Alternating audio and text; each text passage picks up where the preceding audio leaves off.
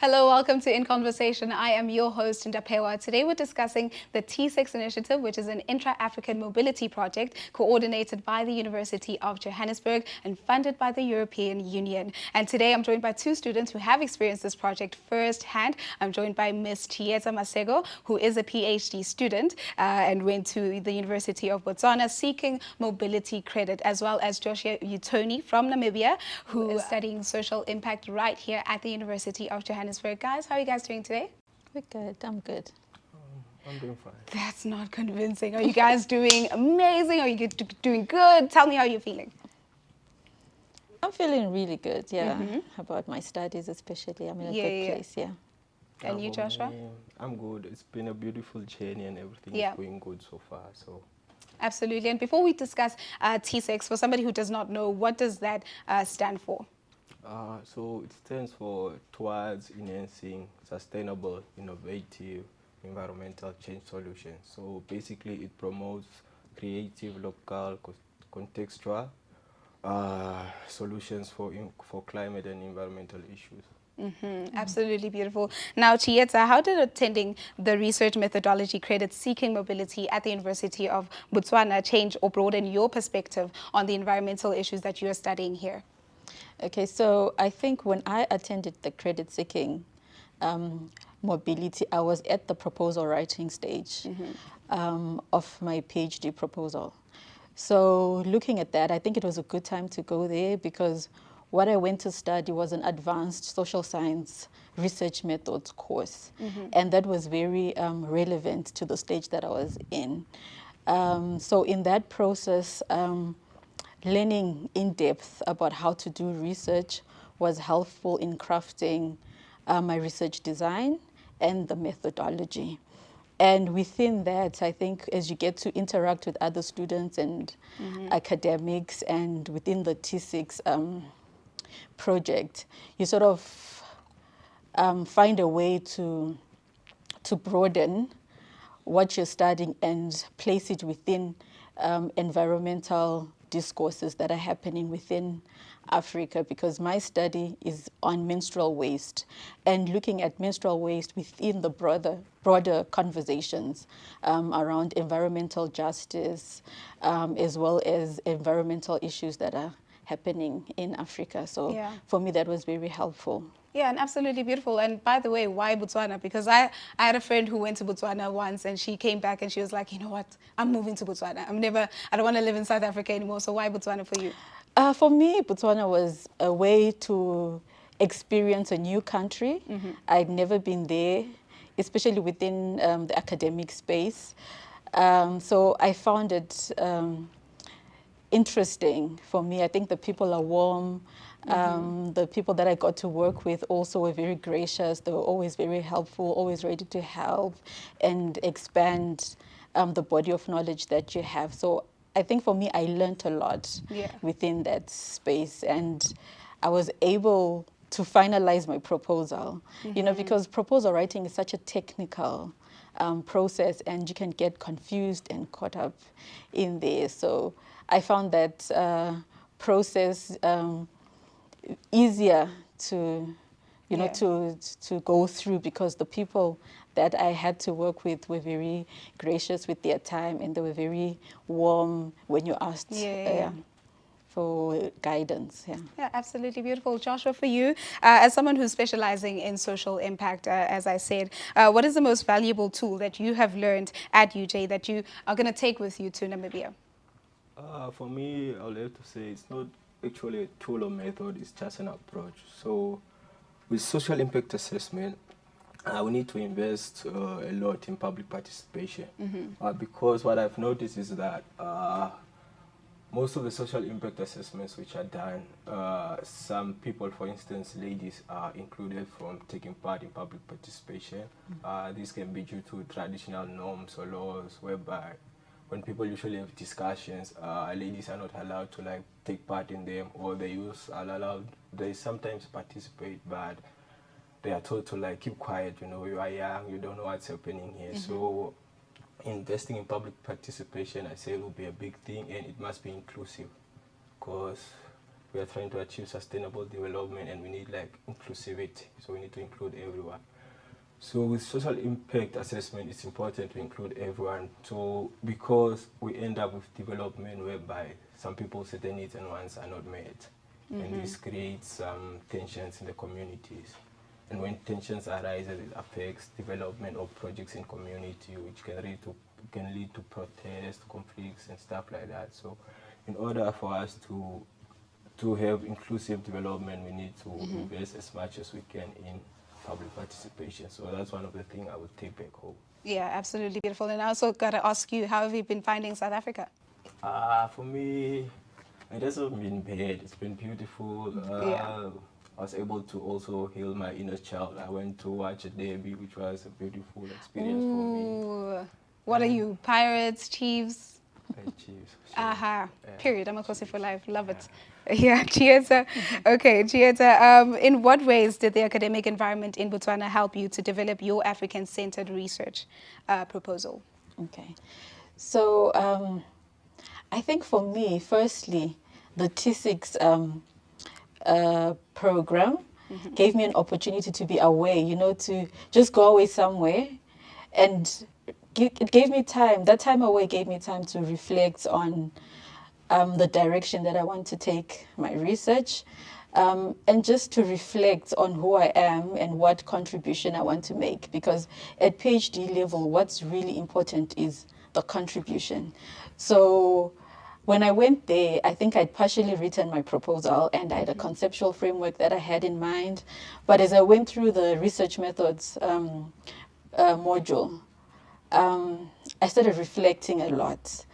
And by the time I left, my conceptual framework was completely different. It was more African-centered. I wanted to carry out a research that really focused on the lived realities of women who menstruate. So in terms of waste management. So right now my research is really African centered. Even my conceptual framework really tries to foreground the experiences of women. I think in that way it's been really helpful. And it also made me realize that as African students, it's very important to develop research that is African-centered, that focuses on African solutions and looks at the context. You know, it's easy to take Eurocentric ideas and without necessarily contextualizing them to the African context. And sometimes, though noble, they don't work. So I found that that was a good thing for me, just that space, because T6 gives you the space for you to actually reflect and be really rigorous with how you do your research. So for me, I think that's how I developed my proposal. At the end, what I went with is not what I came back with. So I'm really excited. Right, because you got a lot of insight. So I'm actually excited to get into my data collection. And I think also one thing that stood out for me, even as we were talking as students, because as students, when you meet other students from African countries, you share research, you share what you want to do. And I think one of the things that stood out for me is trying to do research that is not extractive, because a lot of research has been extractive. We are not responsible to the communities where we collect data from. So I think what dawned on me was the realization that my research shouldn't be extractive, but it should be a research that benefits the community, that I'm also accountable to the women that I speak to within my research. And actually, can you shed some bit of light on in your research? Because what with the recent conversation around, pads not being safe for women, and you're saying your research was basically menstrual waste and all of that. So can you just shed a bit of light on that? Okay, so I'm still going to go into data collection for my research, but in thinking about that research topic, in my master that I'd done also, I like researching menstruation. So my master's was also around menstrual interventions like MHM, menstrual hygiene management interventions. So this time I'm focusing on waste management, because we talk a lot about climate change, the sustainable development goals that go around climate change, but I feel like there's a silent group in that whole conversation. It's easy to talk about diapers because it's babies. Yeah. When we start talking about menstruation, there's blood, there's cultural stigma and there's taboos. Shame around yes, that. and there's all those issues. So once you start trying to have the conversation like, look, there's this tension between the goals around climate change, but then the manufacturers still produce these products that don't degrade, you know, like quickly. I think some of them are they're not biodegradable, and they take so many years to actually completely break down. And then there's different components. There's plastic in there. There's chemicals, like you said, with the recent research. And we are not having the conversation with the people that make the products. Yes, they are reusable menstrual products, but if I can tell you that the cost of that product is usually not sustainable, for one, and it's usually expensive. So it makes it difficult for those sustainable products to be accessible, readily accessible.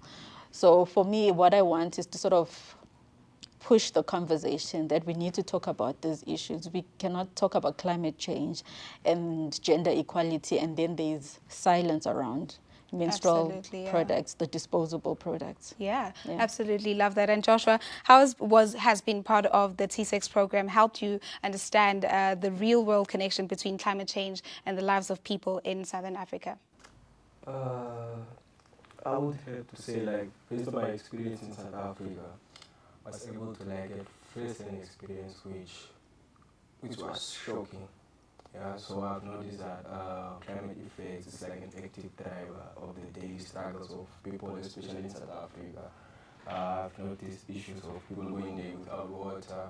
There's an energy crisis, flooding, because my research is based on flood prevention and mitigation in clip spreads, whereby I'm trying to incorporate local knowledge to come up with solutions to mitigating flood in my study area. So it's bad, I would have to say. Yeah, it's very bad. Yeah, and also what I've noticed on the other side is that people are aware of the climate effects, like the local people, and they are also trying as much as they can do with what they have to try and like overcome this issue. I just feel like they need just that extra push for me. Because also when I went with my research, when I went to ask if I can like collect data there, the people eager were interested. They were like, no, please do come through. Flood is a serious issue here. We really need to find ways on how we can like prevent this. Yeah, so it was quite an eye-opener. And also what I've noticed is that the most affected people is the poor black communities. They have less mechanism for surviving. They do try here and there, but sometimes it works, sometimes it doesn't work. So there's really a need to push or to aid these people in whatever way it's possible. And also something which impressed me is that some people in South Africa were able to like find opportunities within these climate issues and then start something and capitalize on it. I've met a young man, I think his name is Banele. He stays in Pimville. I was attending a UJTV event in South Africa, and then this guy is into recycling. He's 23 years, he's never been to tertiary education, but he just saw an opportunity in recycling, and he started a recycling business, and he employs about 4 people now. Beautiful, So as much as it's a bad thing, there's opportunities we can also develop from it, but just for more, we just need to like have an integrated approach towards the climate and environmental issues, and I believe that we'll be able to overcome the war against climate change. And you know what with climate change, I mean, it's always been a conversation, and a lot of people like to say that, you know, the government is the one that need to, the people in power basically are the ones that need to, you know, help mitigate or help eradicate climate change completely. But with you, from your research, what have you found? Have you found that it's better if we all work together with the government, or who is at fault for this basically? For me, I feel like we're all both at fault. So we need to come together. We need to reach the government halfway. The government needs to reach us halfway. Because if we depend on the government, for instance, with my flooding, what I've noticed during my literature review, you can have an expert, an engineer, and then they'll be like, okay, all we need to do is just set up a bridge. And then you like exclude people from the design and the whole process. But then those people, they know how the water flows, they know where the water, where they have like gaps and issues and that. So it's necessary to have that engineer with the government or government specialists or experts working together with the people who live and experience that thing daily. Flooding every day. Because Yeah. they know the loopholes more than an engineer. It doesn't stay there. He only comes and does based on his like educational knowledge and stuff. Yeah. So it's a together thing for me. Absolutely beautiful. And if you guys could advise somebody on joining the T6 program, why should they, in your words? Okay, I think for me, because I took part in the short-term credit-seeking mobility, I think it's a good opportunity for someone who's a budding researcher, because research, like the way you structure your research, is very technical. So I think it's an opportunity for someone who wants short-term credit seeking. You really learn how to design your research. You really learn in depth about research methodology. And, well, it's an opportunity to engage with a different culture, different people, to enjoy university experience, because it's not just about the academics. You also have a social life.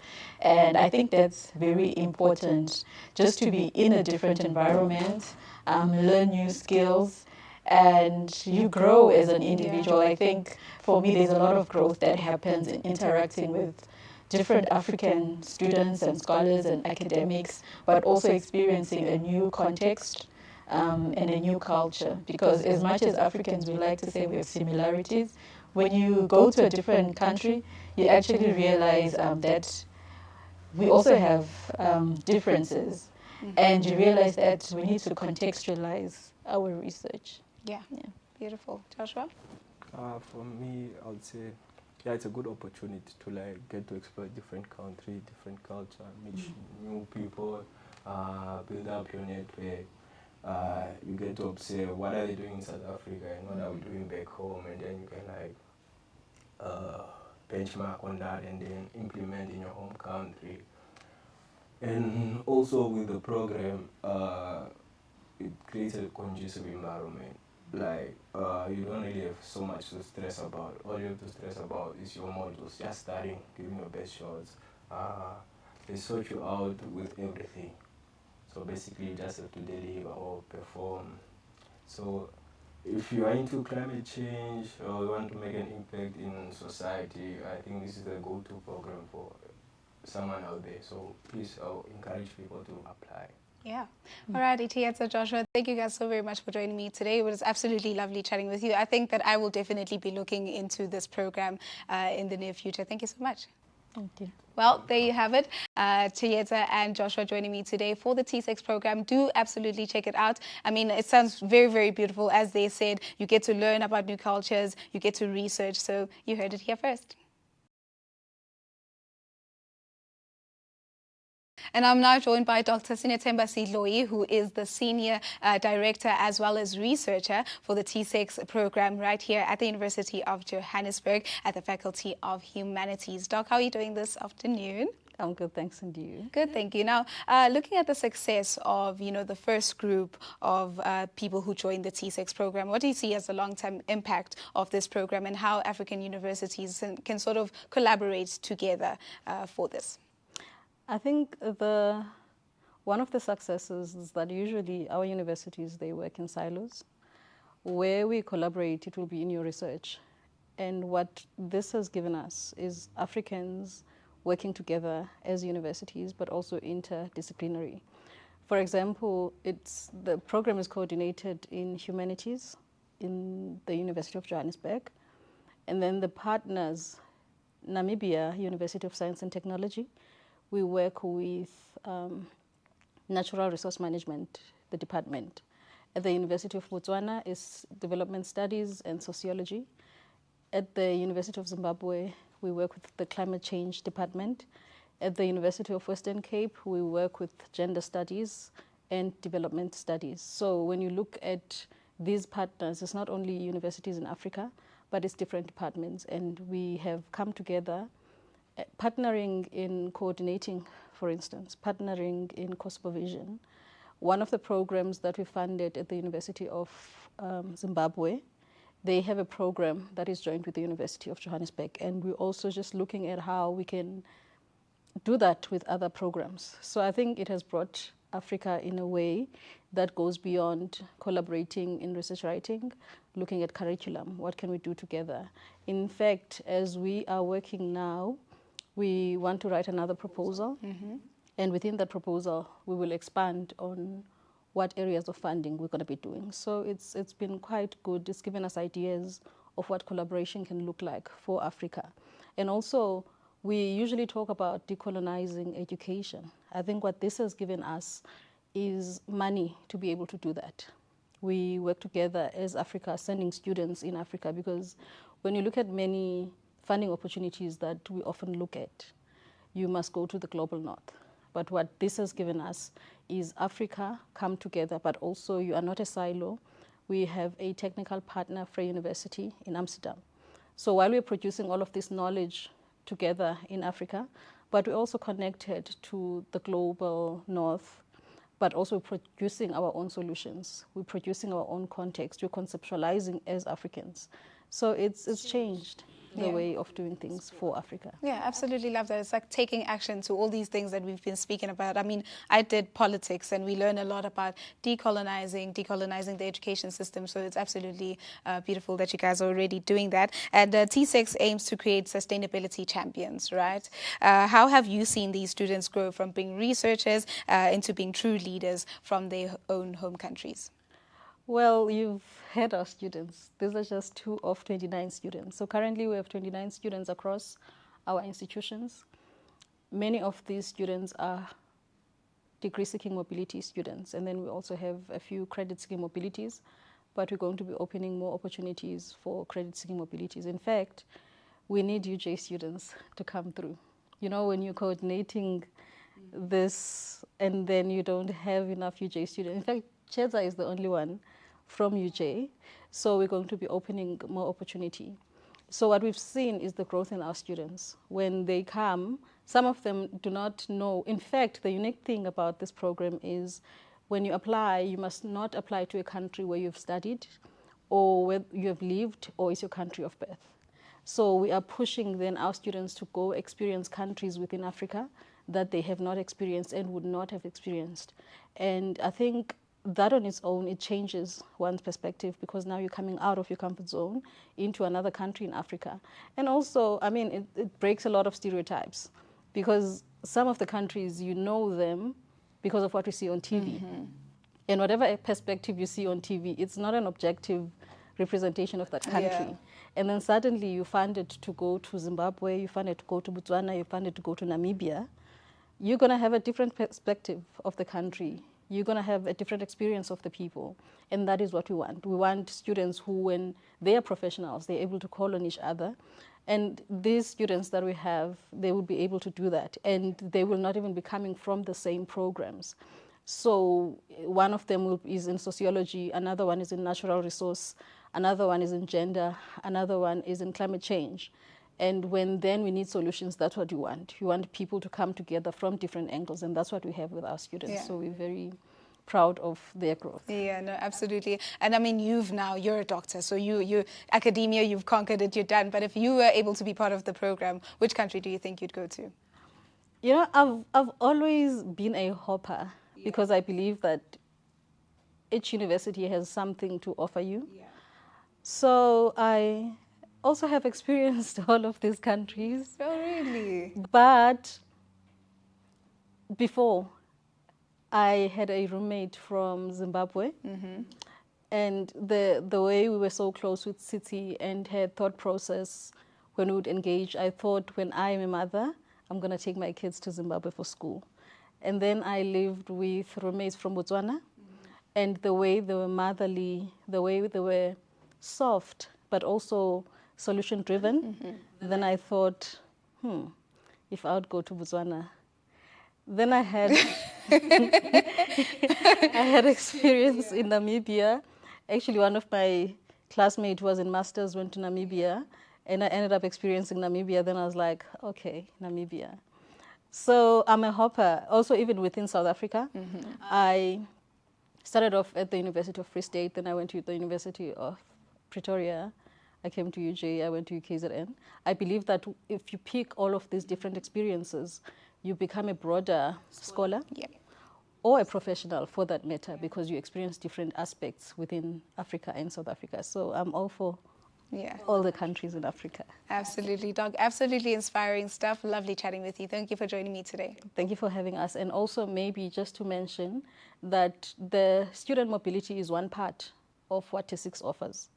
We have an element of staff mobility which is going to open, and this is open not only to academic staff members, but it's also open to support staff members. And then we're also going to have another element, which is traineeships. We'll be placing students in different organizations. So all of these are funded. And like our students were saying, our funding is very comprehensive. The visas are included, accommodation is included, flights, and all of that. So for our staff members at UJ, we're going to be opening a call end of March for the credit-seeking mobility for students, especially PhD students, because usually as a PhD you have to work alone, well, of course, with your supervisor. So we have 5 spaces for PhD credit-seeking mobilities. It's going to open on the 15th of March. And then also masters, those who are doing full research, this is very good for them because also you have to do the research without going to class. So you get that opportunity. We're going to be opening a call for 18 master students. And then for the staff mobility as well, we pay for accommodation and all of those needs. So UJ, please apply. And South African students, that's another aspect that is missing in our applications. We are struggling to get South Africans to go outside. So please, South African students, apply and explore Africa. I usually say the best thing is it's more like going on holiday, but then it's paid for and you're coming back with a degree or with whatever aspect of research. So this is an important offering that we get. And how can people apply? We apply through the website www.tsex.uj.ac.za. And also we have our information on the humanities page. Also on the website, we have everything there. There's there's a video to show how to apply. And I think the most important aspect, because when people apply, they just look at their marks, that I have these marks, so this is enough. What we look for mostly is your why. Why are you applying? Why must we pick you? And also, what are you going to do when you come back to your country? So if you can just be as clear as possible on that section, then you will make it. Yeah, you'll get a free holiday while you're learning. While you're learning. There you have it. Doc, thank you so very much for joining us. Thank you for having us. Thank you.